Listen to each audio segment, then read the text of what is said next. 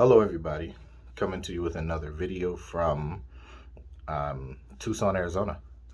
Um, Today's topic is some must-see places that I think you should see whenever you go to the Philippine Islands, whether that be to visit or to transfer as um, an expat. Um, First on my list is SM Mall of Asia. Um, it is one of the most amazing malls in all of the world, if you ask me. It's a huge mall. There's lots of stores, and then there's lots of other little knickknacks that go on inside the mall because malls are still really a big deal in the Philippines. Not like here in the US, a lot of malls are dying out, and with the online shopping and things like that, you don't really find very many people in the malls the way that you did whenever I was a kid or probably earlier.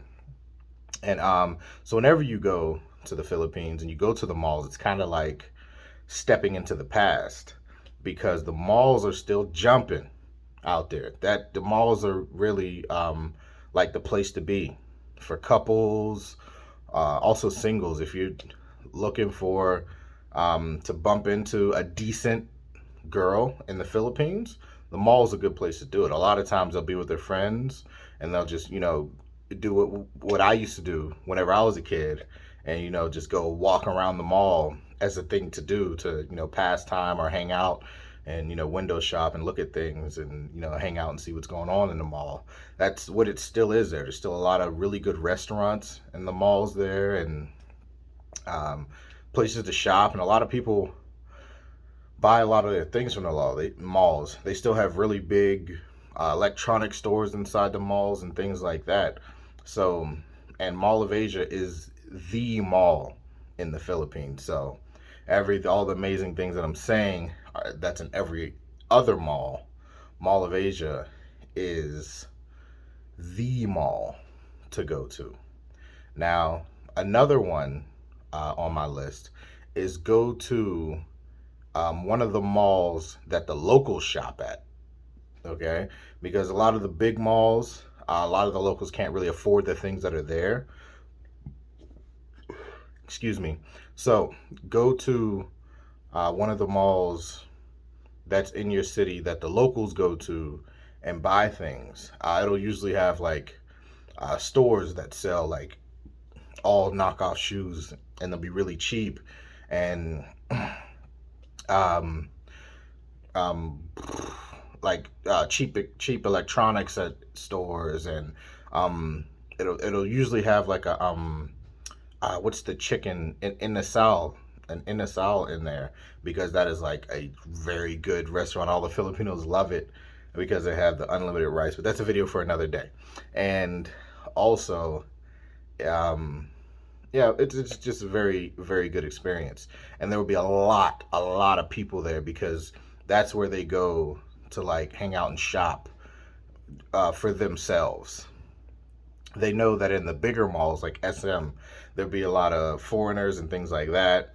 And it's really, it's a lot more expensive than a mall like this where they go and actually hang out and shop and buy things. And that's where they do their business. Um, Another go-to shopping area I would say visit just to experience would be an ukay ukay. Now, if you don't know what that is, that's like a really famous shopping area where Filipinos go and buy like most of their clothes, and most of their clothing, clothes and accessories and things that they wear. It's secondhand, usually from foreign countries. It's usually not like secondhand the way you're thinking, like it's been worn and worn and worn. It's all raggedy, and then they get it and they buy it. That's not the way it is. A lot of times you'll see people buy things that still have price tags on them and things like that. I imagine that countries like ours, um, things that they don't sell in our stores, they send them over there, and people can buy those things very cheap. So most of the people do shop there, especially the women, and buy a lot of their clothes because they can get a lot of things to wear and a lot of really nice things that I've seen them get um, at that ukai ukai. It's cool to see how they shop around. Everything's always piled up on top of each other. It's not like um, in a mall outside. It's like everything's just in a bin and everybody pulls the rips through everything. Everything's in there. Shirts, skirts, bras, underwear, everything's in there together, and they just dig through it and find what they need. And I'm telling you, for like $10, you can get like three outfits. It's that, that cheap. And they do, and they're very good at it. So just take a visit there and see how the locals do their thing at the Uka Uka. It's very interesting. Um, Another place I would say um, to visit, this is this a city one, is the central of Manila. Now, personally, I would not stay in central Manila for too long um, because it gets really crowded. The traffic does get really bad, and that's just not my thing. But I would say at least to visit, maybe for a day or 2 days or so, um, in the city, inner city area. It's just like, you'll notice that it's just like any other city. Most of the time, the things that people record about the island are poor people and dirty things and things like that. And it's not all like that. That's not what people get this misconception that everybody over there is super poor and the country is dirty, and that's not the case. If you go into central Manila, it looks like being in LA or somewhere. They got a few tall buildings. The streets are super clean, and everybody, like, nobody cares that you're a foreigner. Also, everybody's go go go, doing their thing, especially down by like where people work at the call centers and things like that. Everybody's go go go, doing their own thing, doing their thing on their phones, getting um, their coffee and pastries from the coffee shops or Starbucks or whatever may be there, using the internet and things like that, which is also a great place to meet people. But if you go down into the cities, you'll get to see a part of the Philippines that you don't usually get to see online, because that's not, I don't know if it's not popular, it's not what people are looking for, but it's not usually what people show. Um, and For my final thing in this video, I'm going to say a must see, especially for the guys, is an area with the go-go bars, especially if it's your first time going to the Philippines. I would go to the bars, go hang out. That would be probably the first thing that I do. Go there, go hang out, get it out of your system. Just do it, get it out of your system, because it gets very old very fast. For all of you to think that, it's, oh, I'm going to do it every day and I'll go all day and every day and woo party and all that, it gets real old real quick. The girls, they learn who you are, they're calling you from the street, and yeah, it just gets old.